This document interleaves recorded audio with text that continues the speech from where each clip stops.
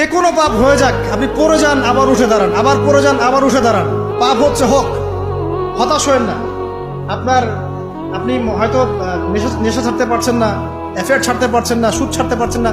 নামাজে ধরে থাকেন, নামাজ লেগে থাকেন, নামাজটাকে শক্ত করে ধরে থাকেন। ইনশাআল্লাহ দেখবেন নামাজ আপনার সমস্ত পাপ থেকে আপনাকে বাইরে নিয়ে আসবে।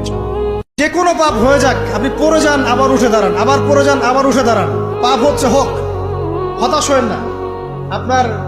আপনি হয়তো নেশা ছাড়তে পারছেন না, অ্যাফেয়ার ছাড়তে পারছেন না, সুদ ছাড়তে পারছেন না।